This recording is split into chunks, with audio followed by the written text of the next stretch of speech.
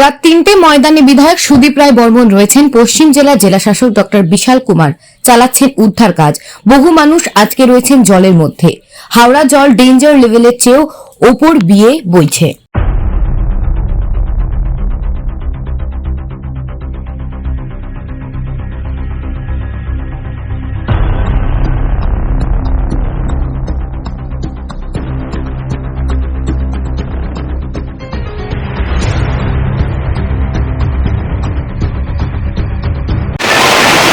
पश्चिम जिला जो परिस्थिति আছে এটা চিন্তাজনক।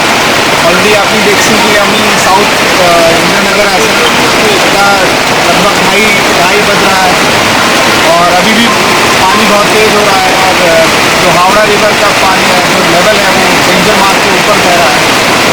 ऐसे कम से कम 16 से 17 जगहों पे रेस्क्यू ऑपरेशन चल रहे हैं।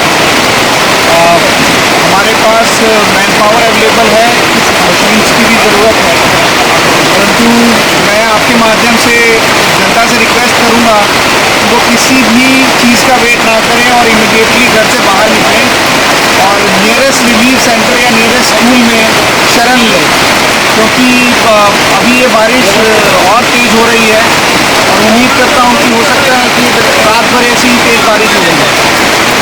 आज तक जो हमारे पास ऐतिहासिक आंकड़े हैं, त्रिपुरा में इतनी बारिश अगरतला में खासकर कई सालों से नहीं हुई।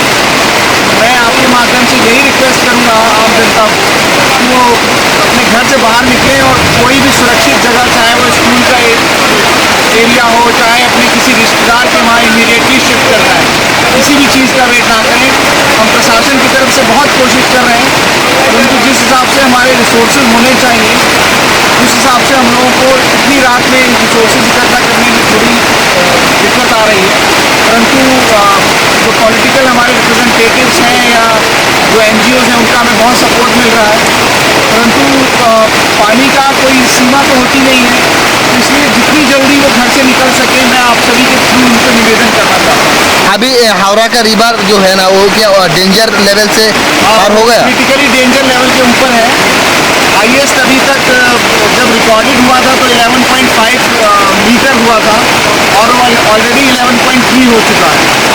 तो मैं उम्मीद करता हूँ कि शायद 11.5 मीटर का भी 2 या 3 घंटे में आंकड़ा क्रॉस हो सकता है। Thank you. ধরুন 12:30 কোনো একটা আমি ওই তারপরে ডিএমের সঙ্গে কথাবার্তা বললাম, তারপরে সুদীপ বর্মন জেলা কর্তৃপক্ষের সঙ্গে কথাবার্তা বলি, তো ডিএমও আসছে এখানে। আচ্ছা আচ্ছা, তো ওটা আসলো, তারপর ওখানে উদ্ধার কাজ চলছে। এদেরকে দুপুরবেলা বলা হয়েছিল তোমরা চলে এসো নিরাপদ জায়গায়, আসেনি, ভাবিনি।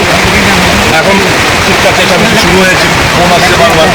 এখন যখন এখানে নয়নামুড়া থেকে ফোন আসলো, ওখানে আটকে আছেন ইন্দ্রনগরে, এই জায়গায় কিছু আটকে আছেন, ঋষি কলোনি ভাটিবন ঋষি কলোনি আটকে আছেন।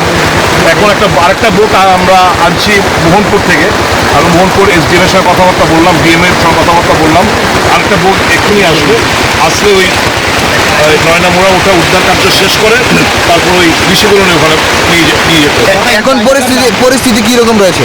এই জায়গাটা হচ্ছে দক্ষিণ ইন্দ্রনগর, এটা হচ্ছে দক্ষিণ ইন্দ্রনগর বাঁধ, এটা হচ্ছে এই একটা পাড়া, এই কাটাখাল, ওদিকেও খাল, ফেসে গেছে। এখন পরিস্থিতি কেমন ওই এলাকার পরিস্থিতি? দেখুন নদীর জল বাড়ছে, ওখানে এই গড়ার উপর দিয়ে জল বইছে, প্রত্যেকটি ঘর জলের তলায়, ছোটো ছোটো বাচ্চা মহিলারা কাঁদছিল, তো বসে থাকতে পারেনি, এই ছুটে এসছে এদের উদ্ধার কার্যে। রাত প্রায় 2:30 বাজে, মানে আর কতগুলো পরিবার রয়েছে এখানে? এখানে আরও প্রায় গোটা 20-25 জনের মতো রয়েছে। আরও ধরুন 2-3টা ট্রিপ লাগবে। এদের শেষ করার পর এই বোটটা নিয়ে এখানে উদ্ধার কার্য আরও কয়েকটা পরিবার ভেসে গেছে।